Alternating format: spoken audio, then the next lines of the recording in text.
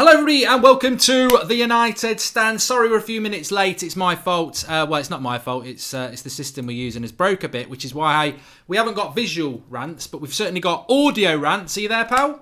Yeah, I'm here, man. What's happening, guys? Good. I want to start off with this news coming out that, the board went into, not the board, Woodward and I think it was David Gill went into the dressing room after the Arsenal game on Friday. A lot of talk now, a lot of feeling that Ole Gunnar Solskjaer, the magic that he's causing at Manchester United, that he's very, very close to being, and there are reports that are very close that he's going to be offered the Manchester United job.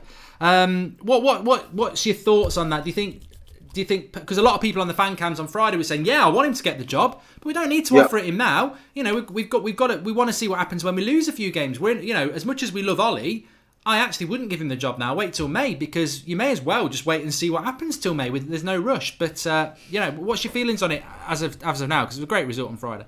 There's no rush. I think I genuinely believe that Ole Solskjaer, he must have been in the minds of Woodward and them not to give him the job. But I think if they said, you know what, Ole's the new permanent manager, at the beginning it would have been quite underwhelming for certain people. So I think that they brought him in as an interim manager, just to test the water. But I think the fact that Mike Phelan came in with him, I feel like they thought about this. You know what I mean? This wasn't a knee-jerk reaction where they said, you know what, who can we get? Because they could have got anyone. They could have even said, you know what, we give it to Carrick and McKenna to the end of the season.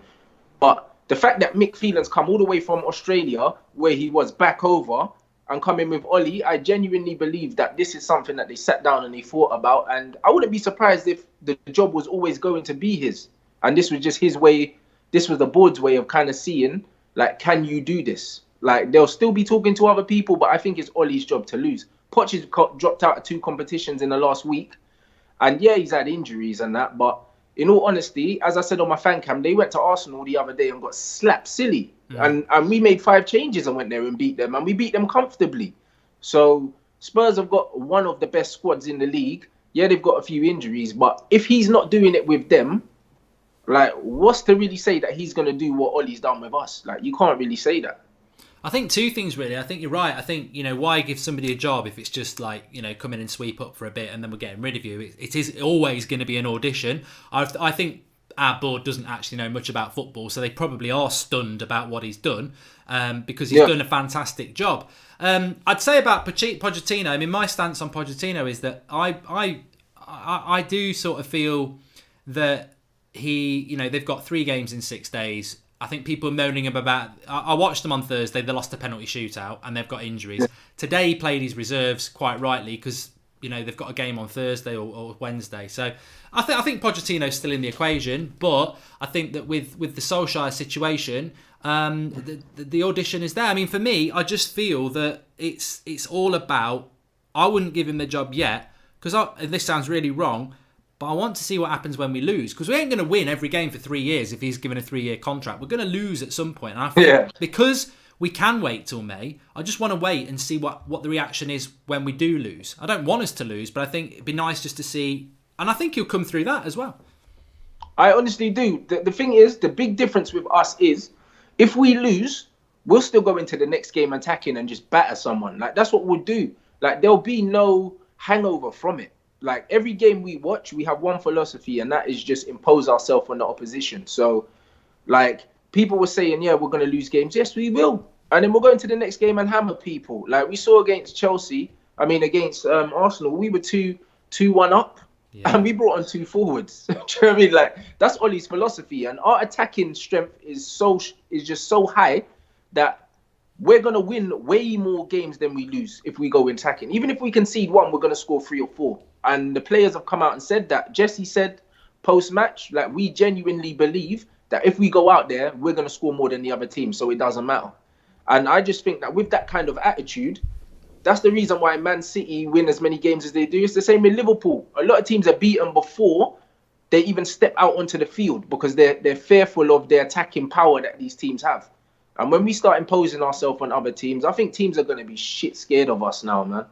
It's a great point, because I was speaking to an Arsenal fan yesterday. And I just want to say, we ripped Arsenal to bits. We absolutely not just not the team, but as a channel and community, Arsenal have absolutely been buried in their own backyard. But to be fair, some Arsenal fans took it in the right way and they were respectful and they spoke about it. And what one Arsenal fan said to me yesterday, we got into a really good chat, is he said that what we were expecting, we didn't play well, but at 2-1, we were like, if it stays 2-1 with 15 minutes to go, United will sit back, we'll create a chance, we might get a replay.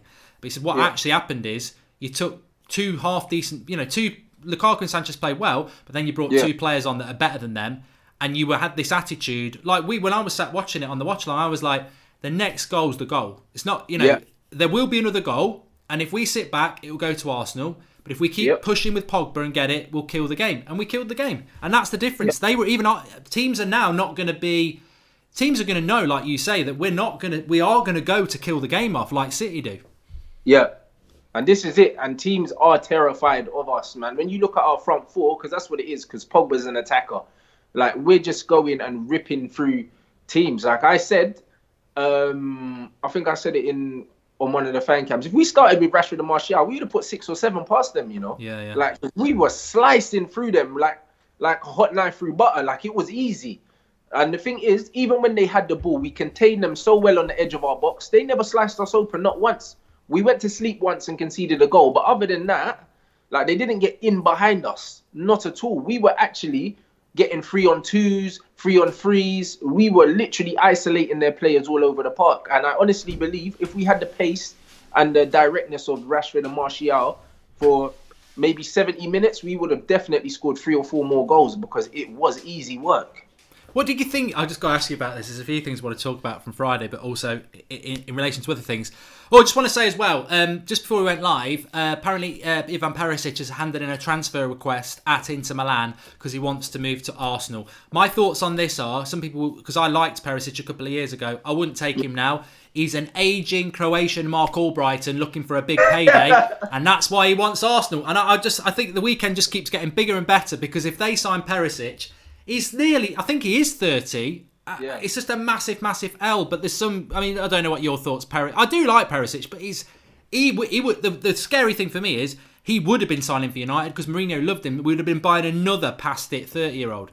Yeah, even Perisic is decent, but he's not an Arsenal style player. Like, who's he gonna cross the ball to? Like, do you know what I mean? Like, Arsenal don't play that football. So Ivan Perisic is literally get down to the flank, either check back and whip it in, or put in a cross to who?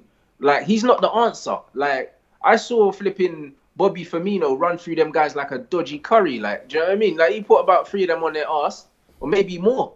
Do you know what I'm saying? And like, that's where they need to focus their energy. Buying another winger when they've got Ozil set at home playing Fortnite and shit like that, and Mkhitaryan, like, I don't even understand the logic behind even bringing in someone like that. And that's someone that would have been decent 2 years ago, but since we were linked to Ivan Perisic, I haven't really heard too much about him. I know he's not pulling up trees in Italy. Do you know what I mean? So, like, I honestly do not get it. Like, I know they're strapped for cash and that, but maybe their fans shouldn't have been throwing coins.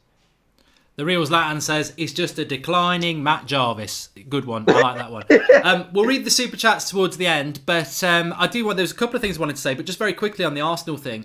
Just want to say thank you to DT for bringing Rants on the show tonight, because if it wasn't for DT, Rants would be nothing, apparently. And me. Apparently, I wouldn't be anything as well. So thanks to DT for bringing the United Stand show tonight.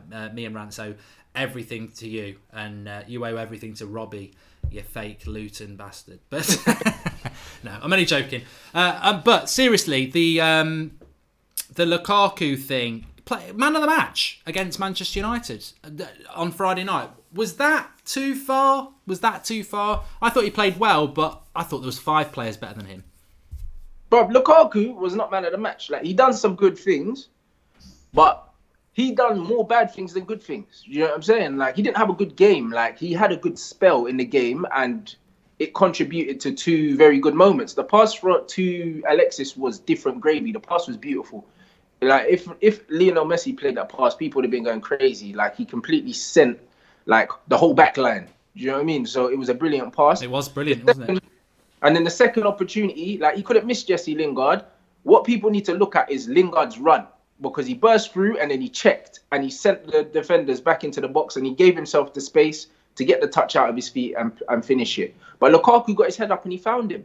So we did well. But other than that, the reason why we were under so much pressure is because Lukaku and Sanchez weren't holding the ball up very well when it was going forward and it kept coming back to us. And that's why we had to take them both off. So I actually don't think Sanchez had a good game. I know a lot of people love Sanchez. Sanchez didn't do much. Apart from the goal he scored, I thought Sanchez was mediocre.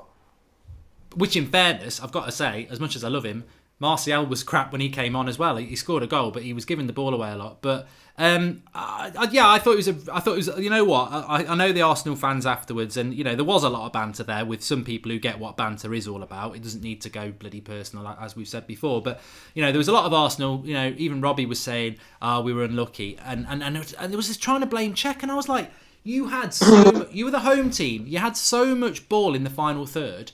And our centre-backs had a cigar on. You really... If you're looking for someone to blame, Arsenal fans, honestly, I'll watch a game and I'll give an honest opinion. United were clinical on the break, and we were. We didn't create loads of chances. We were clinical on the break. You had more of the ball and created nothing. And yet you're blaming your goalkeeper again.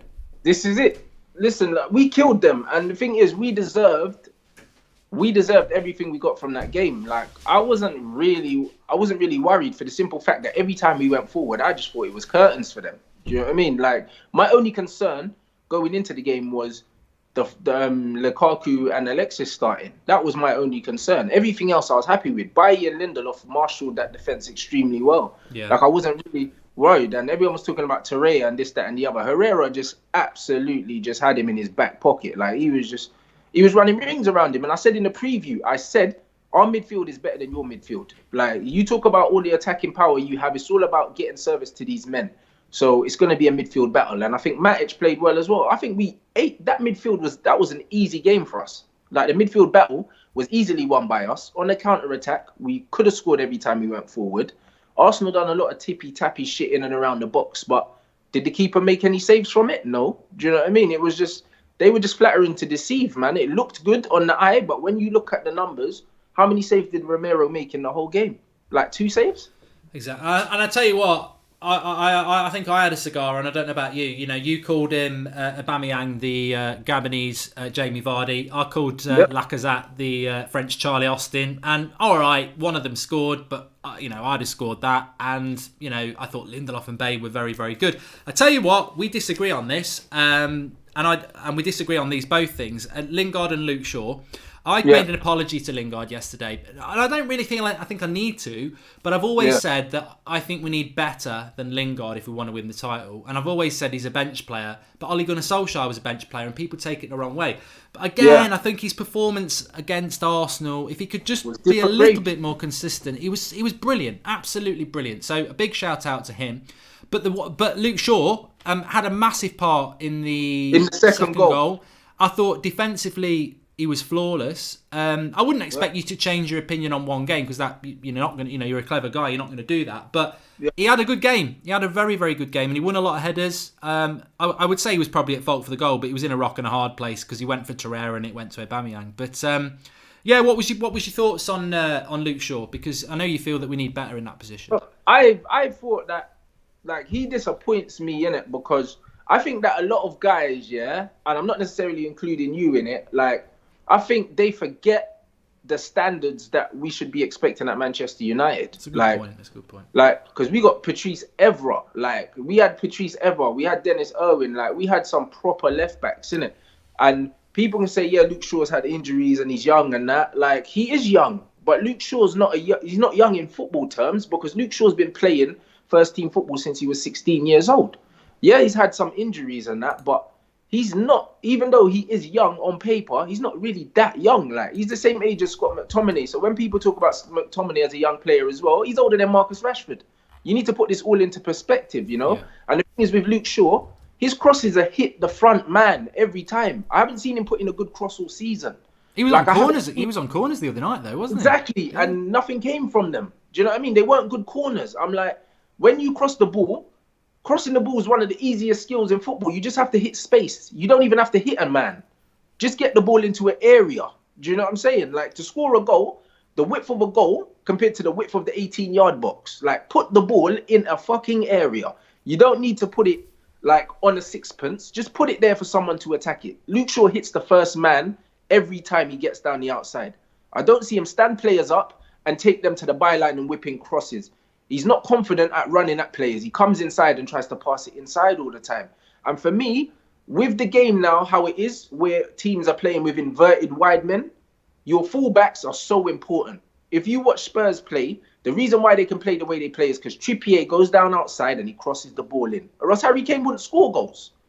It's a good point. It's a good point because Trippier... Luke Shaw does not offer anything in an attacking sense. The pass was very good to Lukaku, but saying that, Lukaku was in acres of space. Luke Shaw, that run inside was very good and the pass was very good. It was more the run, really, wasn't it? It was the run. It was more the run, but the pass was a simple pass, but the run inside was good and it was positive. But other than that, in the game, like, I see players go past Luke Shaw and Luke Shaw doesn't stop crosses. The Aubameyang tapping was on his side of the pitch. It was on the left side. He didn't cover that. He didn't read the run.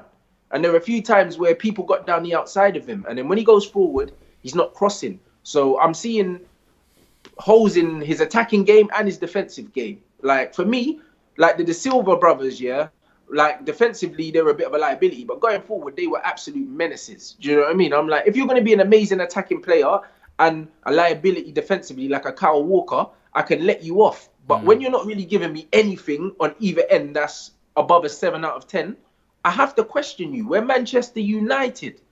Do you know what I'm saying? Like, we are Manchester United. We need elite level players.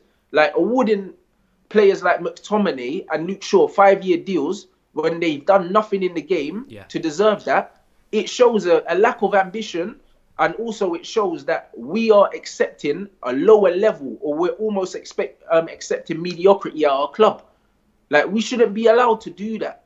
We shouldn't be allowed to do that. 5-year deal to McTominay. He's done nothing in football. You give him a 2-year deal and you send him out on loan. 5 years is a show of faith.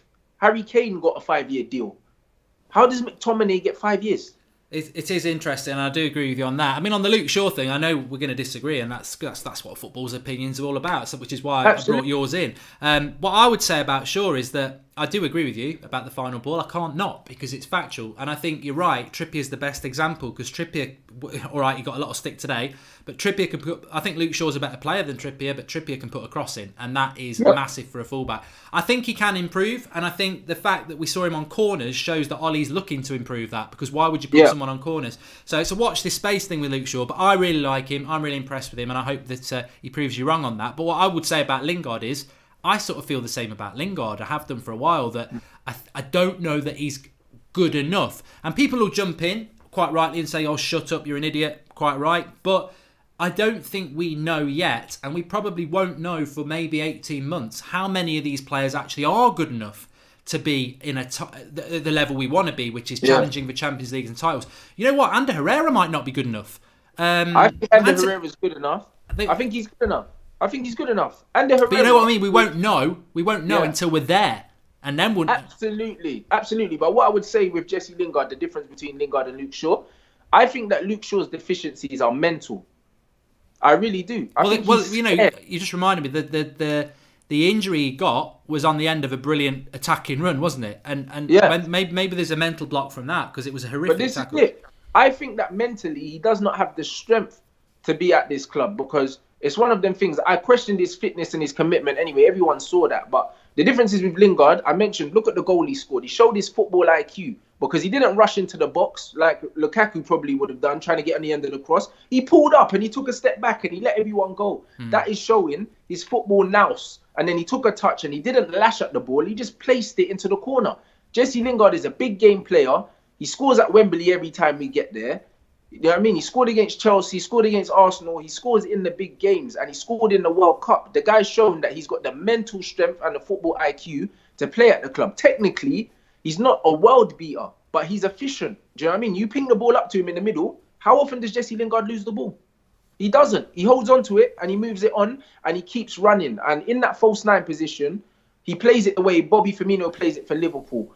And because them two are so mobile and they link the play well, the wide players score more goals. Salah scores the goals and Mane scores the goals they score, because Firmino's the glue. And that's exactly what Jesse offers us here. He's not a worldie, but up here, the guy knows football. Well, he gets what the That's club's all different. about as well, doesn't he? You can't buy But that this sort is of it. player. He'll be a squad player. When United are challenging for Champions League again because of what happened and Premier League titles, Jesse won't be starting week in, week out. But he's a valuable member of the squad, just like Wes Brown was, just like John O'Shea was, just like Ronnie Johnson was. All these guys played big roles. Same in Teddy Sheringham. He didn't start every game. You know what I'm saying? No, I agree. We had four I agree. strikers. Like He's Darren Fletcher. Darren Fletcher's another one. Darren Fletcher wasn't technically as good as Jesse Lingard. He wasn't, but he served the purpose. Same with Ji-Sung Park. I think that Jesse Lingard's our Ji-Sung Park of today. Yeah, that's what he is. I think that's your best analogy there. It is, because Ji-Sung Park wasn't a starter, but bloody hell, he was impactful when he was involved. Yeah, and G wasn't a world beater technically, but he was technically efficient, and he worked his bloody socks off, and he was a smart footballer. That's all he was. He was technically limited, but he was brilliant, and I think that's what Jesse offers us. And because he's Manc born and bred, and he's one of ours, I think that everyone needs to get behind him. Oh, I tell you what, I had doubts, but to be honest, he's won me round. I love the kid. I know he acts a bit of a clown off the pitch, but I don't really give a shit. It's all about what he does on the pitch, and I thought, you know, he was up front really with Lukaku and Sanchez, and I don't think Sanchez played that well, and I think Lukaku, like Flex was saying, there's one good ball and then there's one crap one. There's one good ball, there's one crap one. So he was up front with those two, and it's a much easier job when he's with Martial and Rashford, and he was very mature in a very big game, and when we deserved it. So very big positives about him. What's your thoughts on people like Sanchez and Fred, especially those two, because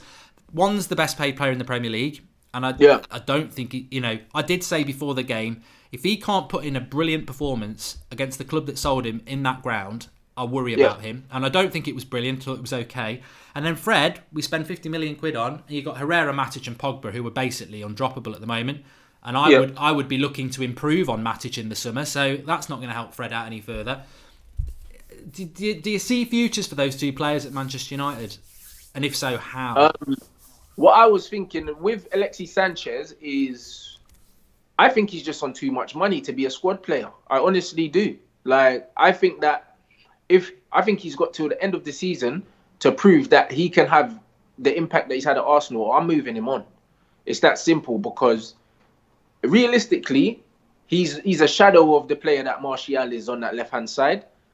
For some reason, he's not being deployed on the right-hand side. Yeah, and if he's not going to play on the right-hand side, he doesn't have a place in the team, because up front, we've got Marcus Rashford, we've got Jesse that plays through the middle, and also we've got Mason Greenwood coming through, who's an absolute world beater, and he has to be in the squad next year. He has to be promoted next year, because Mason Greenwood's taking the piss. Like, the guy's got more goals than games. Like, there's only... Like, we're Manchester United, and especially if Ollie's in charge, he's getting brought through. He is.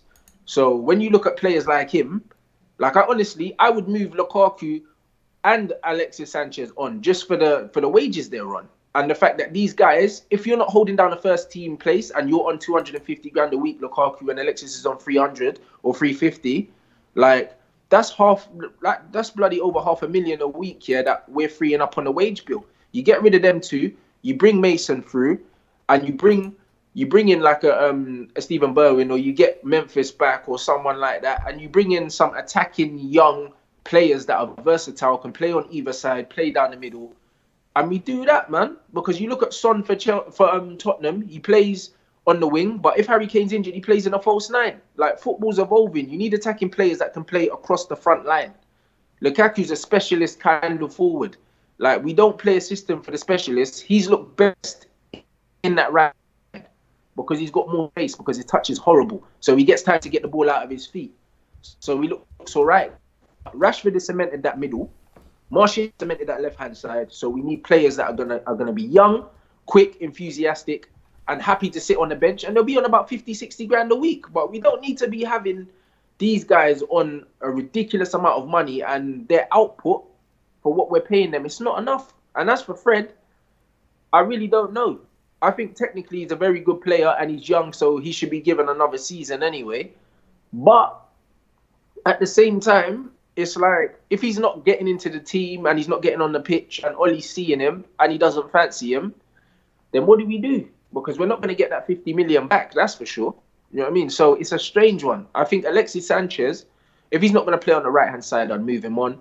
With Fred, I'd like to see him have one more season because I think he deserves it. I think that Alexis, having played in the Premier League already, like I'm not prepared to give him as much time as I would give Fred, you know?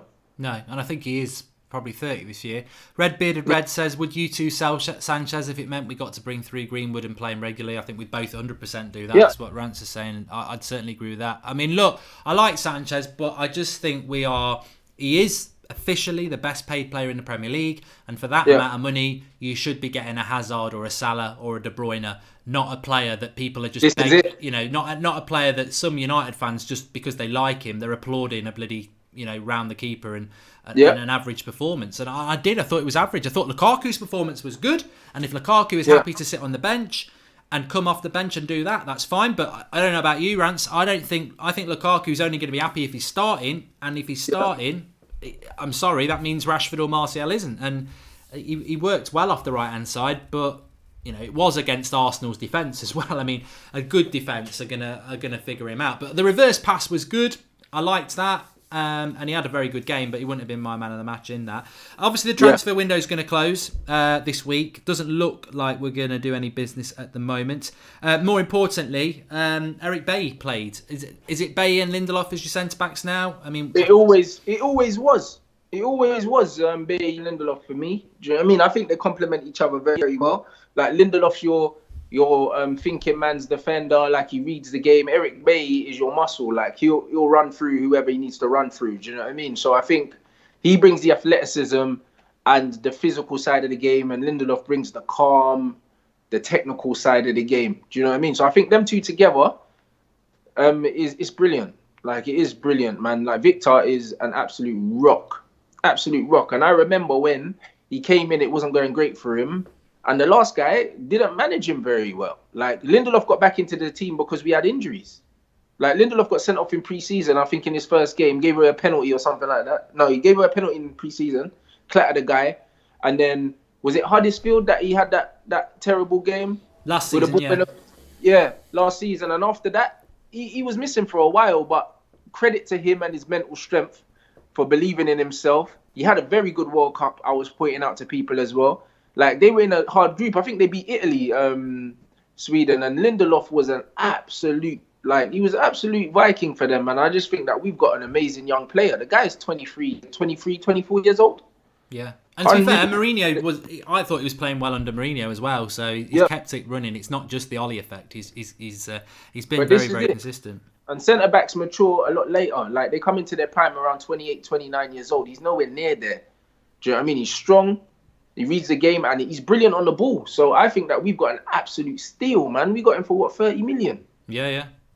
Absolute steal, man. Do you know what I mean? I think Bailly and Lindelof are good enough. I think Bailly needs a run of games, and he needs to stay fit. If the guy can stay fit, I think that, like, them two will be our starting pairing going forward. And I'm looking forward to that. Yeah, a few people in the comments is talking about Italy in the qualifiers to get to the World Cup. It was the playoff against Italy over 2 legs where Lindelof did play very well. Top 4, we're back on that because we've got Burnley on Tuesday night. I think it's Leicester then Fulham. We'll get the cup draw tomorrow as well. Then we've got PSG on the horizon. So it's thick and fast. It's coming quick and fast as well now. We'd expect to beat Burnley on Tuesday. And then I think big game at the weekend. Arsenal have got City as well. Obviously, Chelsea have strengthened with Higuain, which will free Hazard up. I think Spurs won't have their injuries forever. I personally, on the top 4, I think all we've done, Ollie's produced a miracle, but what he's actually done is got us back level. It's from now.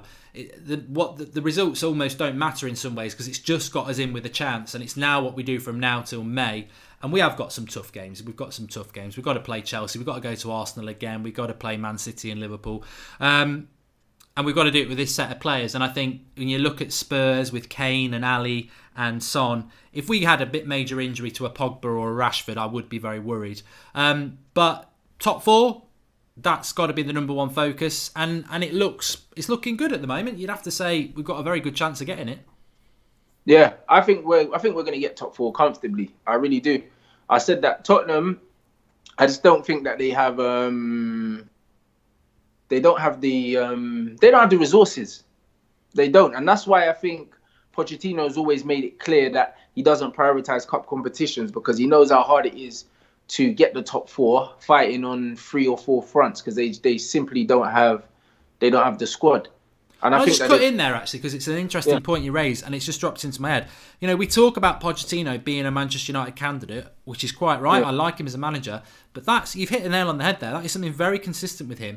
They don't win trophies, and a lot of that is because, especially the domestic trophies, the Carabao and the FA Cup, he doesn't pick strong teams. Whether he's got injuries or not, he doesn't.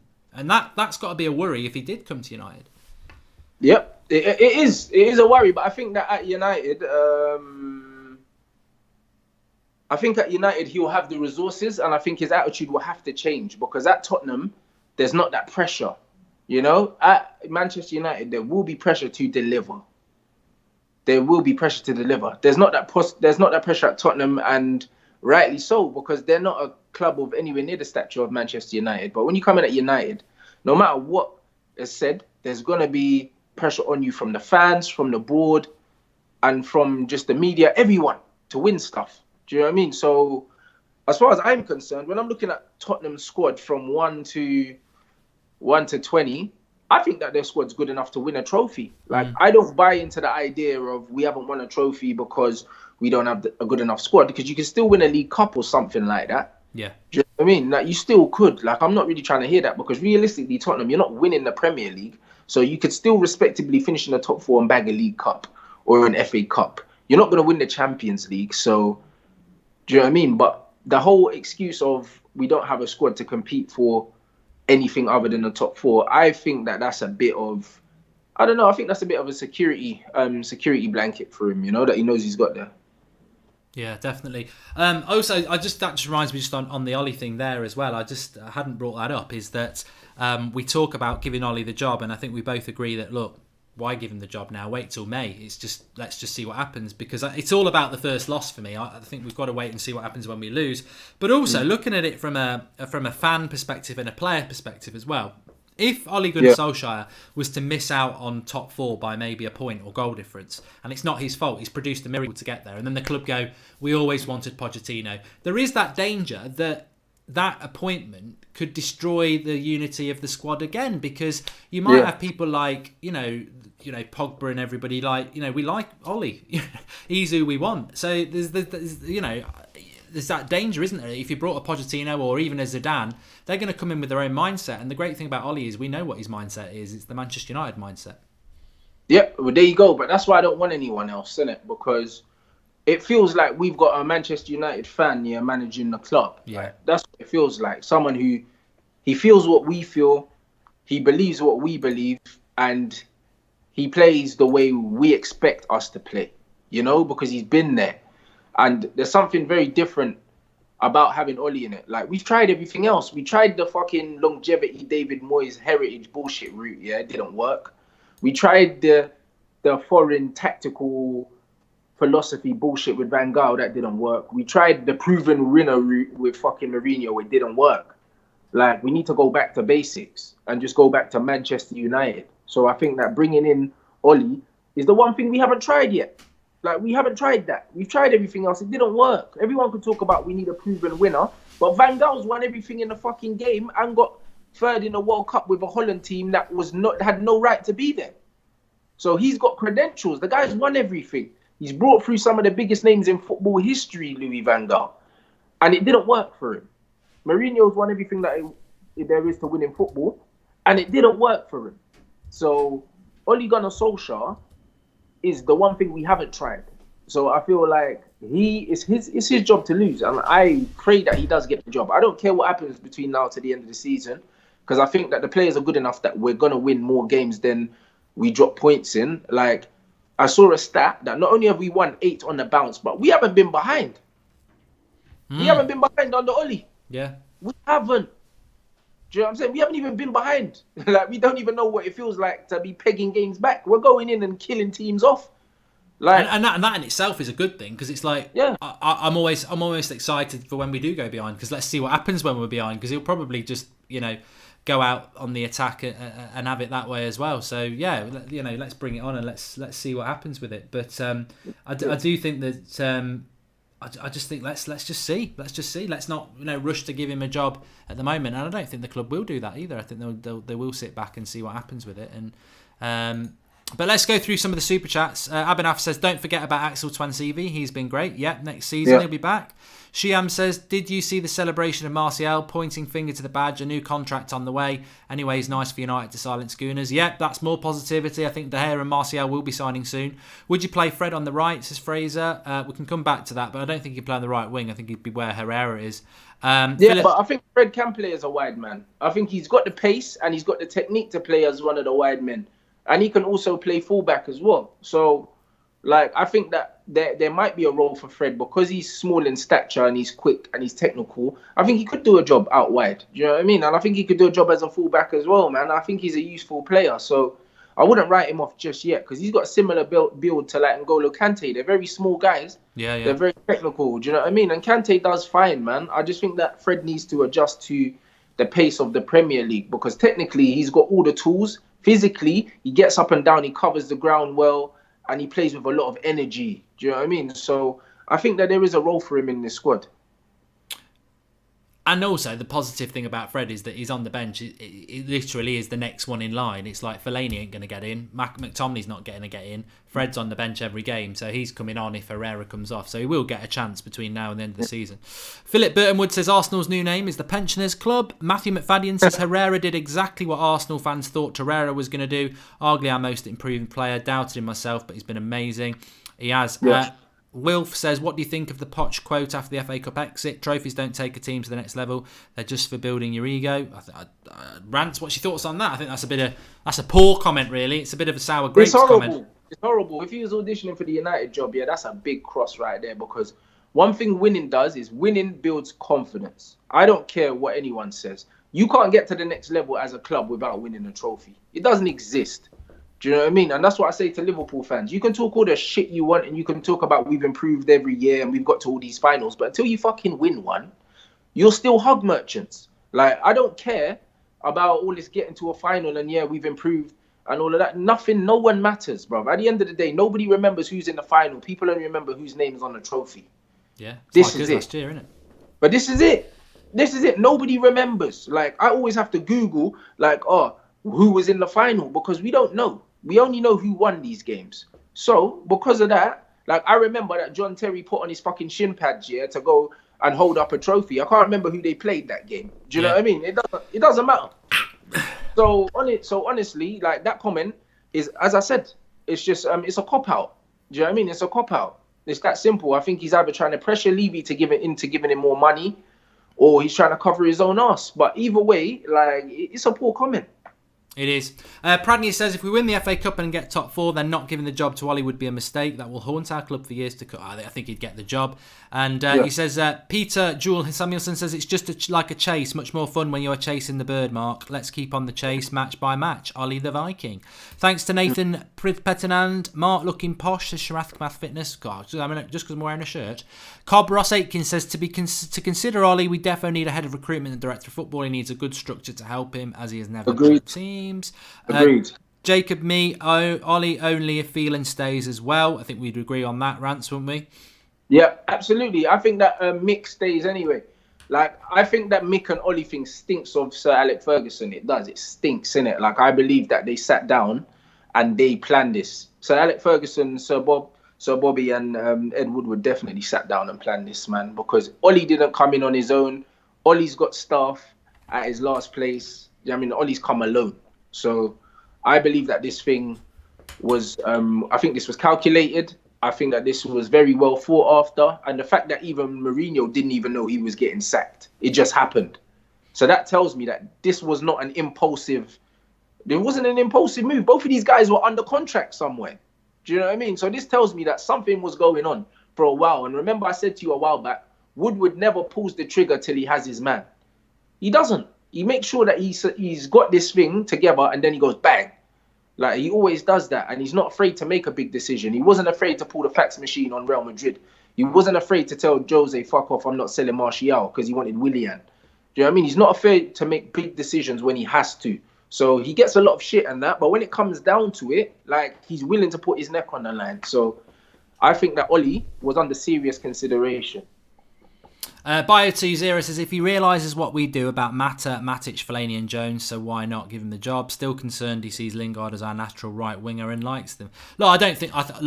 I think Lingard on the right wing is not the way to go. You've got to get him centrally, and I think we've seen that recently. He's got to play centrally, and I think Lingard wants to play centrally, so I wouldn't worry about that. But the Solskjaer option, I think some people confuse... So some people, it's almost caught them surprised, like probably it's caught, a lot of people surprised about Solskjaer, but it's not really surprised me, and I think you were on about it a little bit, about him knowing the United way, because we've spoken about this since the day Sir Alex Ferguson left, to be fair.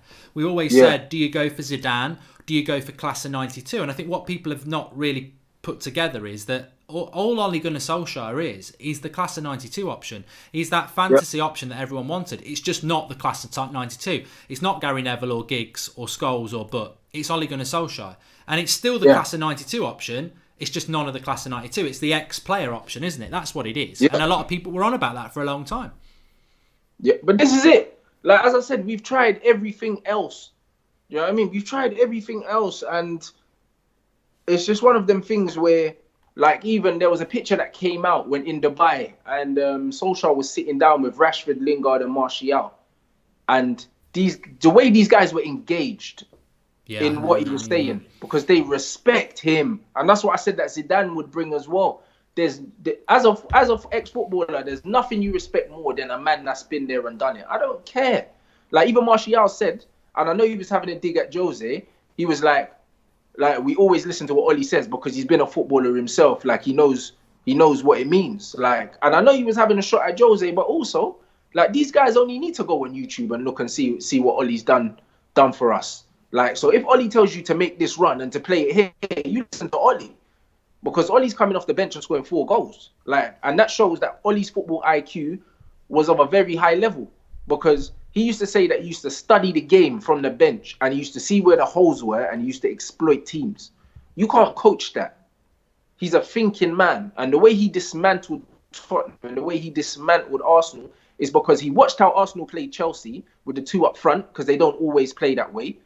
And he changed the formation. He could have gone with a normal 4-3-3 with Jesse on the right and Martial on the left. But no, he played Jesse down the middle. And we don't play that formation every game. And then where was Ollie the next day? Sitting in the crowd watching Burnley play. Yeah. Because he's a scholar. And the thing is, it's not just that. When you got Romelu Lukaku, who, to be honest, if you watch him play football, he never looks like he's got the ball under control. But he's coming out with things after the game saying, we knew Arsenal were going to push forward on the fullbacks and we knew we were going to get space down the wing. That's not Romelu Lukaku talking. That's Romelu Lukaku being drilled all week by Solskjaer and his coaching staff saying you're going to get a lot of space down the wing. And he's getting it across to the players as well. But you're spot on. I was just about to say that. I mean, this is before Solskjaer had come to the club. I've read stuff about him from before. Even when he was playing, he'd say this. Because he was often... This is why people need to respect when we say they're a bench player. That's not a disrespect. Ollie was a bench player. He spent a lot of time on the bench. But you're right, what Rance said there. He used to sit monitoring the opposition. And he wouldn't always come on, but he'd monitor in the opposition so that when he came on, he knew where their weaknesses were. He knew how his team was playing. Maybe if Beckham was a bit off, his crossing was off, he'd know where it was going to be. That's why he'd come off the bench and score 4 goals. Because he's clearly... some people are brilliant footballers and they're going to be a shit manager. Like Gascoigne would never have been a manager, but he was a genius as a footballer. But most good footballers don't make great managers. Glenn Hoddle's a prime example. Like, amazing footballer, even a great pundit. Like, technically, he had his football academy. Like, technically a brilliant player, but terrible man manager. A lot of players have the talent to do things, and also they don't have the patience because they were such good players. They don't have the patience with players that are inferior to the level that they've been at. Do you know what I mean? Glenn Hoddle would get frustrated in training and say, no, you don't do it like that. You do it like this. But you can't fucking do that to a grown man. It's embarrassing. Do you know what I mean? So it's one of them things where I think that you need an in-between. And that's why you look at certain players. I think that the more intelligent players always make the better managers. You look at Frank Lampard now, very intelligent man. Yeah. Technically... he was a limited footballer. He wasn't the greatest athlete in the world. He had no pace. He couldn't beat a man. He couldn't really dribble. Like his passing range was limited, but the guy always knew where to be. You don't score that many goals from midfield without being intelligent. And that's just what it is. The thinking man footballers always have the longest careers and they always make the best managers. Do you know what I mean? And that's just how it is. And I think that the fact that Ollie's played for so long, I think Ryan Giggs played till he's 40 years old. Not many wingers have the brain to move from the wing to play in central midfield because you get so much space out wide, which is why Lukaku looks half decent out there. You put Lukaku in the middle of the field, he's falling over the ball and injuring himself. So Ryan Giggs showed that his football IQ was so good that he could step inside and still control a football game. So he will be a brilliant manager. And that's just how you see. You look at Pep. He was an average centre midfielder. He wasn't amazing. He wasn't a world beater. Brilliant manager. And that's just how it is. Zidane obviously is an exception, but he's one of the greatest players to ever play the game. But you can tell Zidane, even the way he played the game, you could tell he was a very calm, studious character as well. I think I think a lot of it comes down to the personality and the way they play the game. As you say, there's a cleverness there. But then you've got to couple it with the thing I've been on about this weekend, with a lot of people saying, look, defending Ollie, saying it's not easy. It's man management. He can to get a whole squad happy in a month is a testament to what a great man manager is, and I'm very excited. I hope he ends up getting it. But we could talk all night. I've really enjoyed it, Rance, and I really appreciate you coming on, and everybody else for getting involved. Remember, tomorrow night at 8 o'clock, it's the call-in show on Discord, so you can call in and have your say on that. Transfer show in the morning as well, and we'll have a preview up at some point. But I don't know if there's anything else you wanted to say, Rance, before we go. Nah, man. No, it was good, man. And everyone we just need to support the boys now, innit? Like, we've been through our blip. Yeah, I mean, we got the guy out. We wanted him out. It took some of you lot longer than me to realise he was the problem, but we're all united now properly. Like, you've seen the fan cams. Like, in the history of fan cams, you haven't seen fan cams like my Tottenham fan cam and my Arsenal fan cam. Like, everyone's together. We're united. We're buoyant now. Everyone hates us. On the pitch, off the pitch. On Twitter, everyone fucking hates us. Everyone hates us because we're winning. You know what I mean? The arrogance is coming back and we got our chest puffed out now, and it's time to really like just take it to the next level. I think we're gonna inflict some serious pain on some teams, and I'm looking forward to it, man. And I just want to say thanks to everybody as well, because obviously with the Mourinho stuff, we obviously had a few videos that went quite big from fan cams, and people started saying, oh, look at them, they're just like Arsenal Fan TV, negative, negative, negative. And I said, actually, this channel has always grown the most on positivity. Europa League final was our biggest watched show, and the weekend was probably our biggest watched fan cams, and the same after the Spurs game, like Rance said as well. Positivity is what this channel's always been about. That's why we do transfer stuff and everything like that. We were negative because we needed to be negative. I don't think any of us enjoyed it. We were just being negative because we love our club. Absolutely. If we lose on Tuesday night, I won't find a way to start ranting to get views. That's not how it works. There's a positive feel. Yeah. Of course we can lose a game of football, but it is all about the positivity. So thanks to all you lot as well, because the community, I believe, is the best community in the United community. I think it's real talk and real opinion. So thanks everybody for that. Thanks for Rants coming on. We'll make sure next week that we get the visuals, and I presume you'll be doing Flex and Rants this week as well. Yeah, absolutely. We're filming that tomorrow. So yeah, that'll be up at the usual time, guys, man. So make sure you tune into that. Great. Okay, well, thanks everyone for watching. It's been a great weekend for Manchester United, and a new week, and we're playing again on Tuesday. It's fast, it's coming. We want it, and long may it continue. Enjoy the rest of your evening, day, or wherever you are, everyone, and we'll see you tomorrow. Thanks for watching.